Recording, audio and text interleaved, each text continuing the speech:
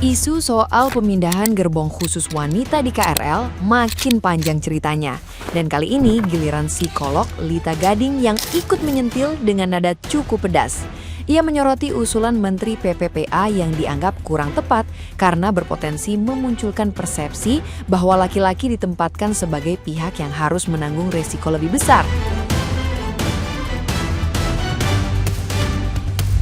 Dalam pandangannya, kebijakan seperti ini justru bisa memperkeruh makna kesetaraan yang selama ini diperjuangkan, karena seolah membedakan nilai keselamatan berdasarkan gender, bukan berdasarkan sistem keamanan yang menyeluruh dan objektif.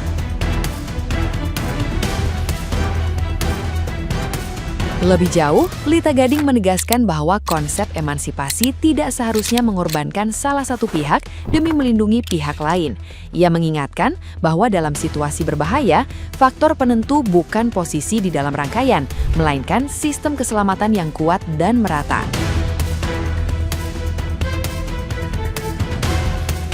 Ia juga menyinggung bahwa perbedaan laki-laki dan perempuan hanya pada aspek biologis, bukan pada nilai nyawa. Kritik ini pun memicu perdebatan publik, memperlihatkan bahwa solusi instan tanpa kajian matang justru bisa menimbulkan polemik baru di tengah masyarakat.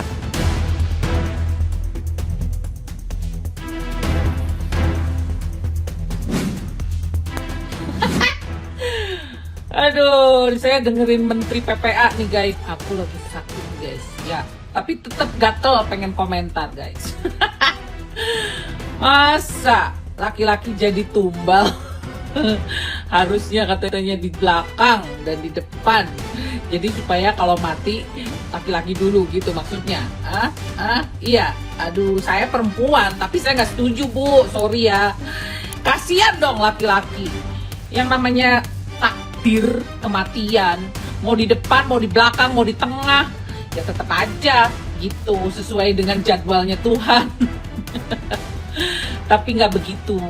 Emansipasi juga nggak kayak begitu. Yang membedakan laki-laki dan perempuan itu hanya melahirkan, mengandung, menyusui. Nah, kayak begitu Bu. Kalau yang lain-lainnya semua sama. Jangan suka membedakan gender. Ya, nggak setuju saya. Kasihan dong laki-laki. Gitu. Kalian gimana guys? Setuju nggak dengan ibu itu? Masa kelas menteri tapi nggak punya solusi gitu loh. Heran saya loh. Aduh, ampun. Udahlah, kacau. Nah, gimana nih menurut netizen yang terhormat? Silahkan berkomentar ya. Bapak Prabowo Subianto, Anda kalau milih menteri itu alasannya apa sih Pak? Patokannya apa sih Pak? Penilaiannya apa sih Pak? Kok bisa orang begini terpilih sebagai menteri? Ini orang ketahuan banget gak pernah naik KRL. Perempuan di tengah, di belakang laki-laki. Masa solusinya begitu? Emangnya dia kira laki-laki kalau ketabrak kereta hidup, nyawanya 9. Masa begitu sih seorang menteri ngasih solusi? Kalau pernyataan begini para pembela pemerintah juga bingung ngebela ini gimana. Ini blunder fatal Pak, di keadaan lagi genting kayak gini ngeluarkan statement kayak gini fatal banget menurut saya. Dan untuk Ibu Menteri, kalau misalnya memang Anda nggak siap buat interview mendadak, ya udah jawab aja no comment, walaupun ngeselin tapi setidaknya nggak sengeselin ini. Atau nggak jawab aja diplomatis, kami akan pertimbangkan dan lain sebagainya. Ini tolonglah Pak, tertibkan Pak Menteri kayak gini Pak, bikin sakit hati. Menurut kalian gimana guys? Bu Menteri itu udah bener banget, posisi wanita itu udah terhormat banget, dikasih di posisi terdepan dan di belakang, udah nyaman banget. Lah kenapa jadi mau dipindahin ke tengah? Kalau namanya musibah, ajal itu mah nggak bisa ditentuin.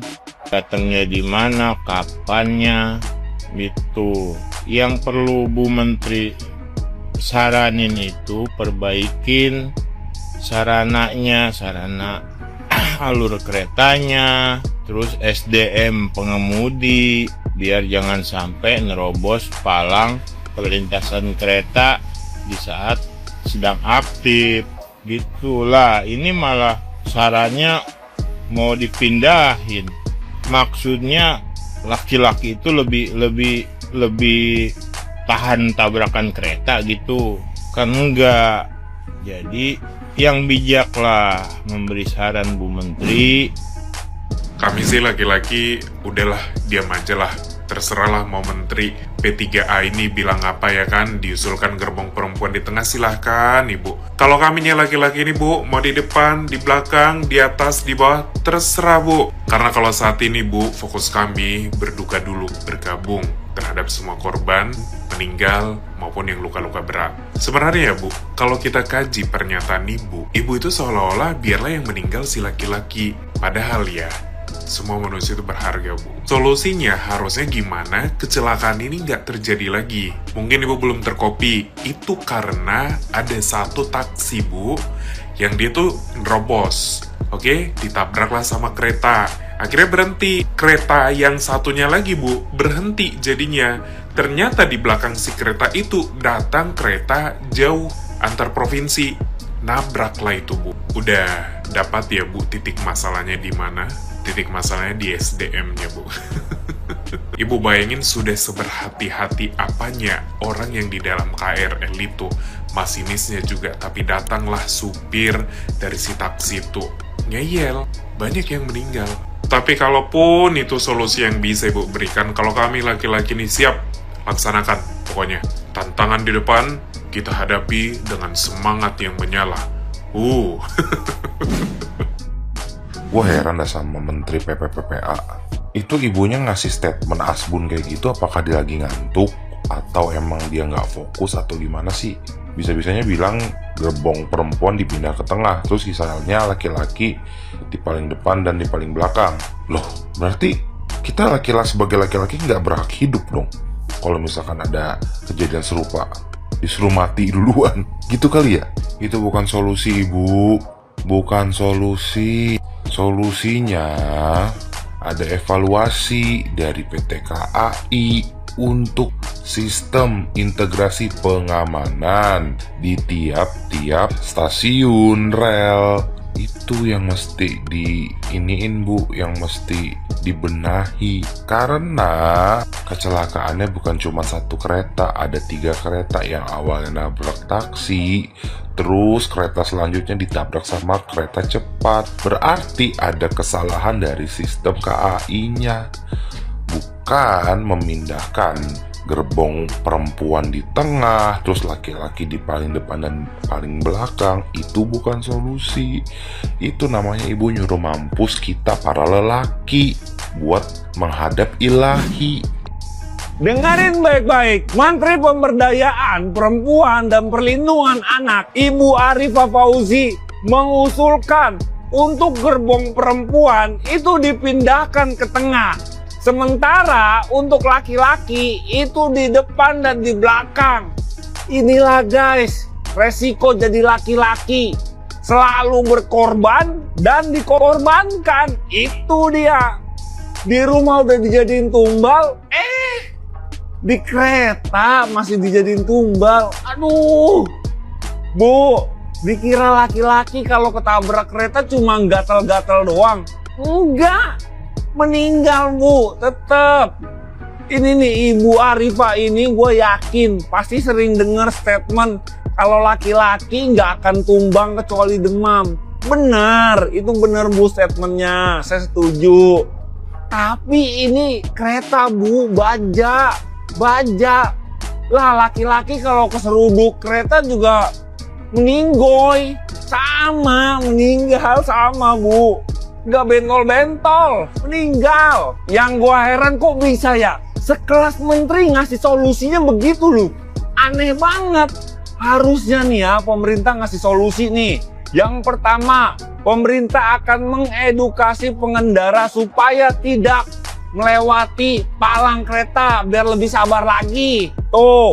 Yang kedua, pemerintah akan membenahi palang kereta biar canggih. Yang ketiga, pemerintah akan membenahi sinyal supaya nggak ada miss sinyal lagi gitu Bu. Masa harus kayak gitu, harus dikasih tahu? Harusnya nih ya pemerintah itu mengevaluasi mengapa ini bisa terjadi, apa kendalanya, dan kedepannya apa yang harus dibenahi supaya nggak terulang lagi. Begitu Bu. Ibu mah bukan ngasih solusi, tapi nyari aman. Gua sih pengennya ya Gerbong depan sama belakang diisinya membuti aja. Udah paling pas, paling benar diisinya membuti aja. Biar mereka duluan yang kena. Menurut kalian gimana? Tulis di kolom komentar. Dia juga punya usul kepada kereta api. Ibu Menteri PPPA Arifah Fauzi memberikan usul kepada kereta api, menurut pendapat saya gitu, gerbong paling belakang itu atau gerbong paling depan itu jangan diisi dengan penumpang. Jangan diisi dengan penumpang laki-laki ataupun dijadiin gerbong perempuan. Jadi gerbong paling belakang itu dijadiin gerbong untuk menaruh barang kayak koper atau alat-alat kebersihan buat kereta api. Jadi dikosongkan gitu. Jangan diisi dengan penumpang.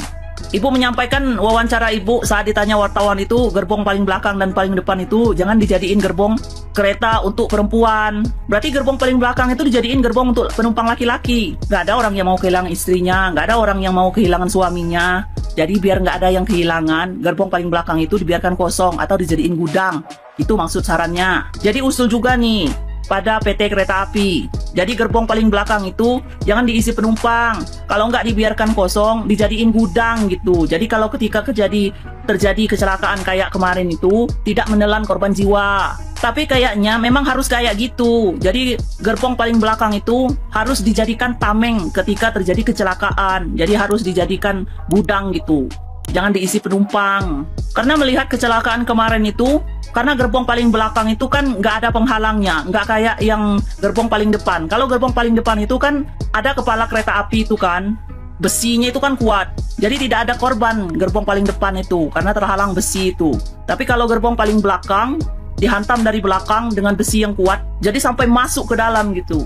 Jadi itu sarannya pada PT Kereta Api. Kalau bisa, gerbong paling belakang itu jangan diisi penumpang, dijadiin gudang, tempat penyimpanan barang, tempat penyimpanan koper. Pokoknya jangan diisi penumpang lah gitu.